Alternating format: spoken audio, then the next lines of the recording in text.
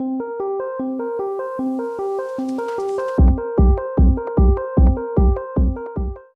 the Middle East, we don't see the logical drivers of a lot of tall building development that we see in the rest of the world. You know, a lack of space being one of the namely lack of space. So, yet we still see a lot of developments described as sustainable. So, what is sustainable development in the desert?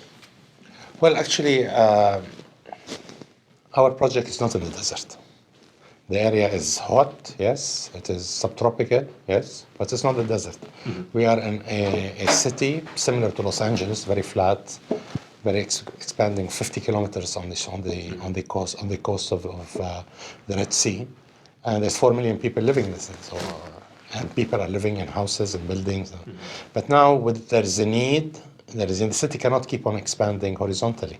So like in other cities, there's a need to have dense, high-density projects because of the lack of space. Here, there is a need to have a dense project with mixed use to anchor the growth of the city, for people to live, work, play in the same place without having to use the car to move around, from one activity to the other. Mm. So basically, this is the main driving force as to why vertical buildings are coming up. And there's a concentration of activities in one location. Mm-hmm. And there's a serious need from the urban development of the city. Mm-hmm. So the Kingdom Tower often appears in images, and I think in a lot of people's heads in the West, to be a tower in a field somewhere, but it's actually part of a much larger development. The tower is the icon, The Tour Eiffel is a piece of architecture at the end of Paris. Burj Khalifa is an icon. Around it, there's a city. Same with our project. The objective of Jeddah Economic Company, my company, is to build Jeddah Economic City, which is anchored primarily by the tower. But there are many other poles of excellence underway. We just completed an international competition for the design of the largest shopping mall in the kingdom, around 400,000 square meters of GLA. And we invited RTKL, Callison, Design International, and Velote Peace. And we awarded, actually, this weekend, we are awarding the concept design, starting the concept design. This is a major economic activity with 1.2 million square meters of development coming up on this project. So then we have a number of intelligent office buildings. It's a cluster of office buildings which are being designed by also architects.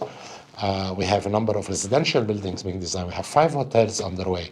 We signed the 4-season hotel in the tower, but we have another 4 other hotels which are being designed in the city. Then we have a school, we have a hospital, we have an old town.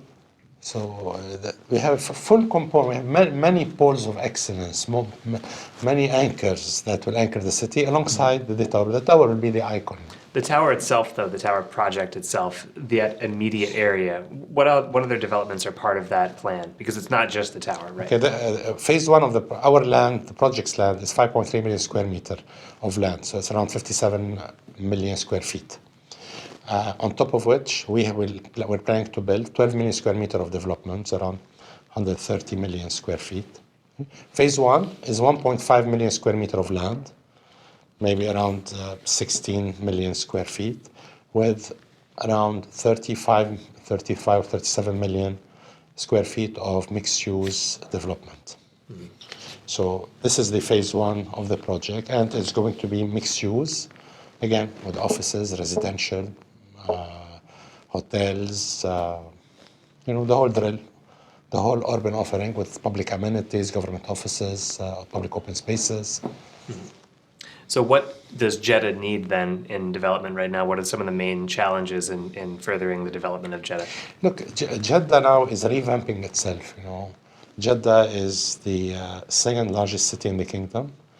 There's 4 million people living in Jeddah, the population of my country.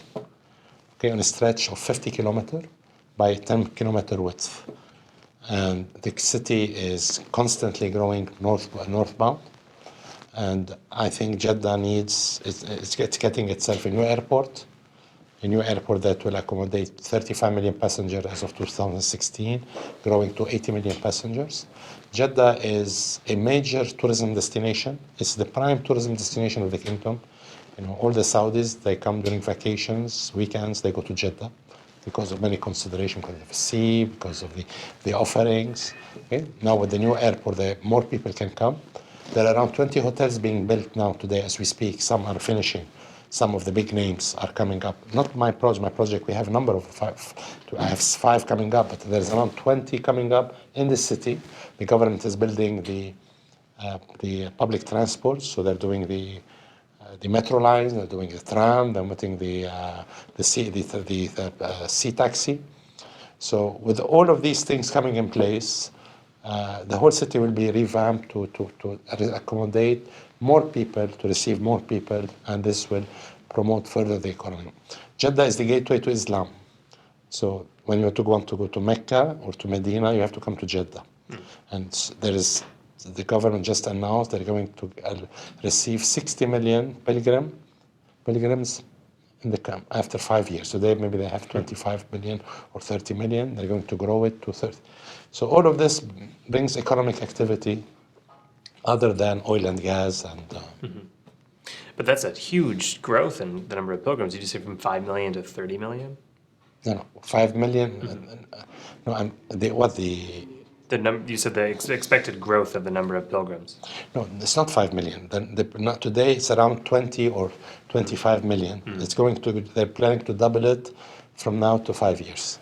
Okay. Is the city going to be able to cope with that new surge of people? Well, I was saying earlier, they're building the infrastructure. Is it fast enough, though? Is it enough? They're moving, yeah. They're seriously working on it, There's a railway being built today. The Haramain railway is finishing now, which is a railway that links Mecca to Medina through the airport, through Jeddah. And there is the metro lines, which they'll start building it, I hope, next year. And yes, it's happening.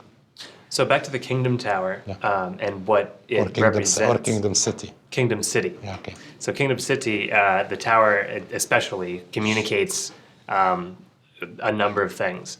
What does it communicate, do you think, or what sort of ownership do people in Jeddah have of the tower, even if they're not living in it, even if they can't afford fees to go to the observation deck? Look, the Saudi people are proud people. So I think by building the tower and building the city, by building the Jeddah Tower and building the Jeddah Economic City, it will give lots of pride to the young Saudis. They will have at home things that have seen or they see abroad in different places. And our project will offer around 15,000 job opportunities when mature, the phase 1, to young Saudis. So it will be really a place where they will really be happy to live, play, and work. Now, we've seen a lot of adjustments in height over stages of development for many of these tall projects, a lot of it having to do with considerations of airspace and aviation. Yeah. Do you anticipate this happening in Jeddah? We did not start building the tower before getting the approval from GACA, the General Aviation Authority. Okay? And we work with them very closely on the master plan of the city. We are just commissioning now an international study just to confirm a number of things with respect to the type of material we'll be using in the buildings, the lighting, all of this, not to disturb the airport, which is not very far, it's not 10 kilometers away, not very close, not very far. But the city will be eventually put very soon on the charts of pilots. So any pilot flying a plane, he knows Jeddah, doesn't know Jeddah, he will know that there is obstacles in this place, like it's in every city in the world. I wanted to ask you about something general and very long term. Today there was a new UN report that said by 2100 that large swaths of the Persian Gulf could be too hot because of climate change for it to even be inhabitable.